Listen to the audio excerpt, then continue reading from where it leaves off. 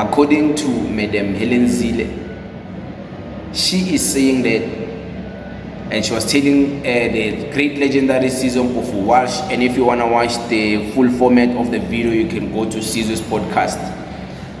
She was explaining that in SA, we're never going to have a single party, a political party where it's going to be in charge for a very, very long time, because now there's a new era, there's a coalition government, there's coalitions now. There is no one party that can have majority of power. And if any party is talking about majority, they're dreaming, because people have different options now. People have different political parties to vote for based on what those parties represent for them, whether it's whatever party. But they are having a conversation with Sizwe, and I want you to listen to this so you can understand something about coalitions. Listen here. Coalitions have been with us for a long time. Actually. And they will be with us forever, because we're a proportional representation system. Yeah. And so when you're in a proportional representation system, coalitions are almost inevitable. There are very few proportional systems that don't have coalitions. And local government coalitions have actually been quite common long before whatever's happened at the national level. Yes. Yeah.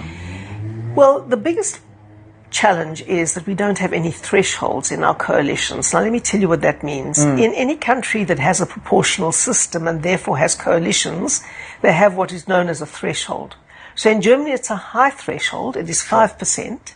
And if any party can't get up to 5%, then they don't get any seats in the coalition at all, or in government at all. Yeah. Or in that sphere of government at all. So if you, let's say, are the FDP, which is our sister party in Germany, and you get 4.5% of the vote, you don't get any representation at all in that sphere of government, because you haven't met the threshold of 5%. And that is to ensure that the tail doesn't wag the dog. You've got to show that you are a serious party before you can exercise power in that government. Now, in Denmark, it's a much lower threshold. It's 2%. And in many other European countries, it's around 2%. We have none. So that means you can get a Kabelo Gwamanda, for example, as mayor of Johannesburg, where he got, let's say, 2,000 votes across the whole of Johannesburg. Yeah. And suddenly he's made the mayor because the tail wags the dog, because we don't have thresholds. So the DA has long been a proponent of having thresholds, which would take away a lot of the tiny little parties that swap from one side to the other and decide with, let's say, 2,000 votes in an entire metro of 6 million people, whether or not to put the ANC in power or the DA in power. Now, that's a completely distorted, undemocratic system. And that's why you've got to have a threshold. And that's why we've always supported having thresholds. So you governed the Western Cape for 2 terms, if I'm not mistaken. Yes.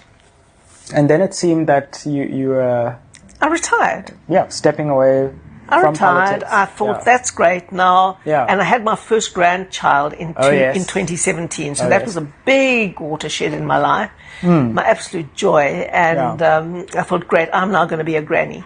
I had so much time taken away from being a mom.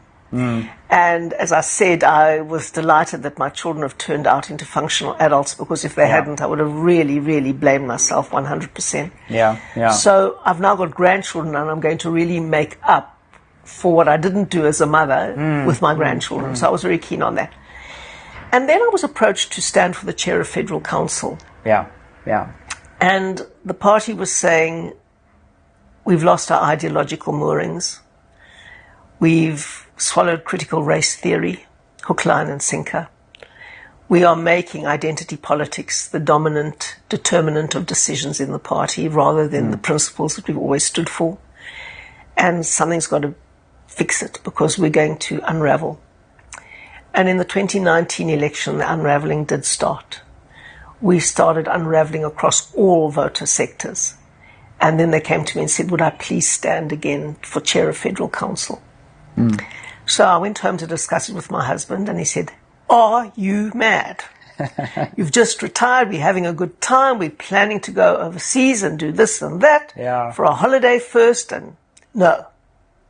So I thought I'd better listen to him. Next morning he wakes up, he says, no, I can see that you want to do this. and I can see that you'll never give yourself any peace or me any peace if you don't do it, because you feel that you want to try and get the DA on course again. So he said, if you want to do it, I'll support you. So I thought, maybe I'll put my hat in the ring. I'd just been elected the branch chairperson of the branch that I was then living in. And someone,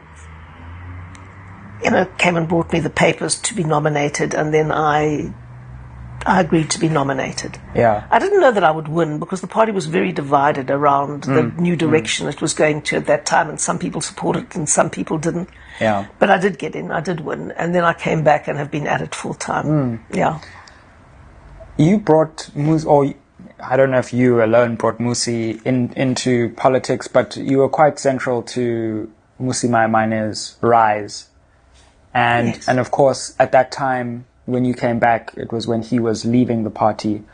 What was that like for Well, the I two think of he you? left the party for several reasons, one of which was the Commission of Inquiry that he established as to why we'd gone backwards in the election, found that it was a consequence of his weak leadership. So that was one of the reasons. And I also think that he was worried about having me as chair of the Federal Council, which was actually ironic because, obviously he charted his own course in politics, but if anybody did as much as they could to help him, it was me. And I really felt he'd be the ideal leader of the party. I felt he really knew what non-racialism was about, because his family is a model of non-racialism, number one. So I really thought he understood non-racialism. He had a degree in theology, so I thought, well, he must be an ethical and really decent person. And then he had a degree in business administration. So I thought, well, it covers all the bases. You don't get better than that. That ticks a lot of boxes. He's a very good orator. Yes. And then for some reason, with this tidal wave through social media of identity politics from the States, and all of the guys like Ta-Nehisi Coates and all of the other guys, it just started yeast cooking through the DA in a way that really, really undid our ideological underpinnings. And I really felt he'd be the ideal leader of the party. I felt he really knew what non-racialism was about, because his family is a model of non-racialism, number one. So I really thought he understood non-racialism. He had a degree in theology, so I thought, well, he must be an ethical and really decent person. And then he had a degree in business administration. So I thought, well, it covers all the bases. You don't get better than that. That ticks a lot of boxes. He's a very good orator. Yes. And then for some reason, with this tidal wave through social media of identity politics from the States, and all of the guys like Ta-Nehisi Coates and all of the other guys, it just started yeast cooking through the DA in a way that really, really undid our ideological underpinnings.